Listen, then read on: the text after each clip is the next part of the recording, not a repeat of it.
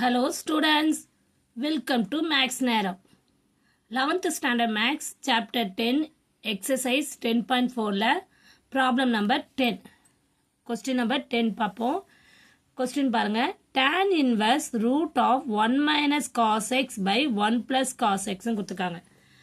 நம்மளுக்கு ஆல்ரெடி நான் சொல்லியிருக்கேன் 1 minus cos x 1 plus cos x இதுக்கு ஃபார்முலாஸ் முதல்ல நம்ம அதுக்கேற்ற மாதிரி ஃபார்முலாஸ் முதல்ல கொண்டு வந்துட்டு அந்த ஃபார்முலா சப்ஸ்டியூட் பண்ணிட்டு அதுக்கப்புறம் டிஃபரன்ஷியேட் பண்ணலாம். ஓகேவா? இது முதல்ல சிம்பிளிஃபை பண்ணுற மாதிரி ஃபார்முலாவை யூஸ் பண்ணுவோம். அப்போது நம்மளுக்கு ஆல்ரெடி தெரியும் cos 2x = 2 cos square x minus 1ன்னு தெரியும்.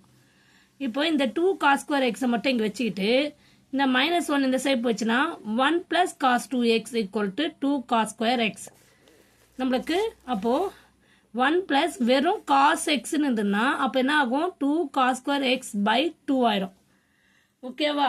இதுதான் ஃபார்முலா. இதே மாதிரி நெக்ஸ்ட் வந்து நம்ம cos 2x பார்க்கலாம். Next cos 2x = 1 minus sin 2 sin square xன்னு எழுதலாம். ஓகேவா?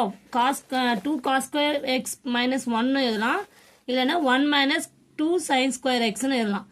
அப்போ 2 sin square x இந்த சைடு வச்சுட்டு 1 minus இந்த சைடு லெஃப்ட் ஹேண்ட் சைடு இருக்குது, ரைட் ஹேண்ட் சைடு மூவ் பண்ணிக்கிறோம். அவ்வளோதான். cos 2x போட்டுக்கலாம். அப்போ 1 minus cos 2x = 2 sin square x. Therefore 1 minus cos x மட்டும் இருந்தால் 2 sin square x by 2 ஆயிடுச்சு. இப்போ நீங்கள் இந்த ரெண்டு ஃபார்முலாவும் கண்டுபிடிச்சிக்கிங்க. ஓகேவா? இப்போ ஃபார்முலா சேர்த்து அந்த வேல்யூவில் சப்ஸ்டியூட் பண்ணுவோம். முதல்ல கொஸ்டின் என்ன? y = tan inverse of tan inverse root of 1 minus cos x by 1 plus cos x. 1 minus cos x க்கு என்ன formula? 2 sin square x by 2 by 2 cos square x by 2னுக்கு. ஓகேவா? அப்போ இது 1 plus cos x உடைய formula, இது 1 minus cos x உடைய formula.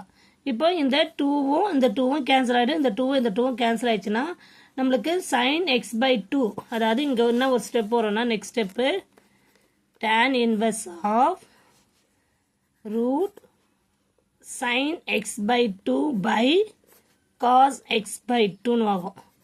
நம்மளுக்கு இது தெரியும் already. sin theta by cos thetaவை நம்ம tan thetaன்னு எழுதலாம். அப்போ tan inverse of theta இருக்கிறதுல இங்கே என்ன இருக்குது? நம்மளுக்கு x by 2ன்னு இருக்குது. கிளியர்மா?